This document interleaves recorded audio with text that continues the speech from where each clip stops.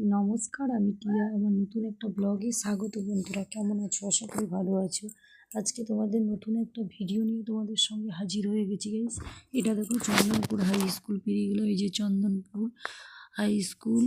এই দেখো, তার যে পাশে বাম্পসটা আছে, 3টা বাম্পস। তাই পার হয়ে এবার বাড়ির দিকে রওনা হচ্ছি। তোমরা আবার ভেবো না আমি লং ড্রাইভে গেছি বাইক নিয়ে। অবশ্য আমি লং ড্রাইভে নেই, আজকে যে পঁচেট গেছিলাম আসার সময় এই রাস্তার ভিডিওটা করলাম। ভিউটা এত ভালো লাগলো, পরিবেশটা খুব সুন্দর লাগছে।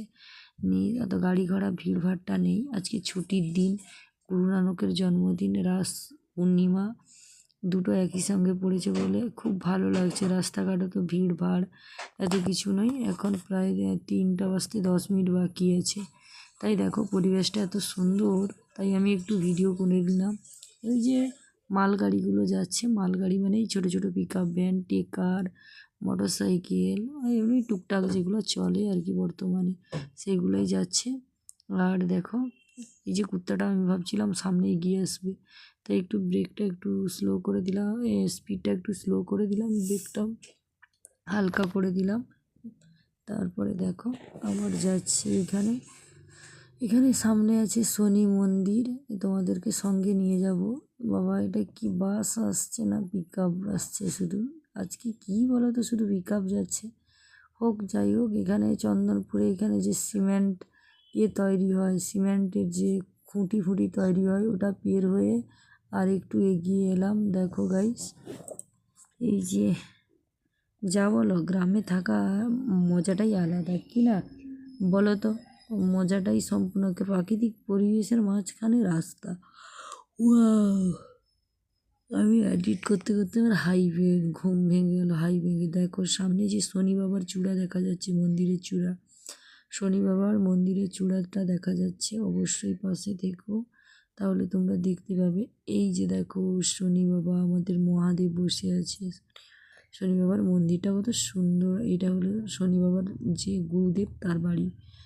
আর দেখো, এই যে আমাদের পরিবেশটা কেমন লাগছে কমেন্টে জানিও।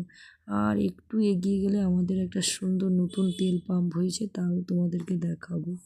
প্লিজ ভিডিওটা স্কিপ করবে না। যদি পাশে থাকো, সঙ্গে থাকো, তাহলে পুরো ভিডিওটা কি দেখো, সাইডে মিল, কয়েকটা মিল, 3-4টা মিল। এই যে আমাদের চন্দনপুরে তেল পাম্প। যারা যারা এখনও তেল পাম্পটা দেখোনি, দেখে নিও। কমেন্ট করে জানাবে। এই যে দেখো, ওই দিকে দুটো মিল, আবার এখানে একটা মিল দেখতে পাচ্ছ। মিলের সব গাড়ি দাঁড়িয়ে আছে। আর আমি আমার বাবাই, আমি, আমার বোন গেছিলাম আজকে পঁচেট তাই বাড়ি আসছি, তাই তোমাদের সঙ্গে একটু শেয়ার করছি, তুলে ধরছি। আর দেখো, ওই যে বাপি বলে না, বা কমিটি ভিডিও করে ফেসবুকে, ওটা বাপিদার বাড়ি, ঠাকুর বানায় যে, ওই দিকটাই দেখো। এরপর আমরা, এটা হলো তেলিপুকুর পেরিয়ে এলাম। চন্দনপুর থেকে তেলিপুকুর পেরিয়ে এলাম। এবার যাচ্ছি জয়কৃষ্ণপুরে, ঢুকবো বলছি। তাই দেখো, কথা মতন সেই জয়কৃষ্ণপুরে চলে এলাম। জয়কৃষ্ণপুর, এই যে স্টার্ট হবে, এই যে বিল্ডিংটা দেখছো, এটা একটা হোটেল খুলেছে আর কি নতুন। এই হোটেলটা কারা কারা এসছো কমেন্টে জানাবে।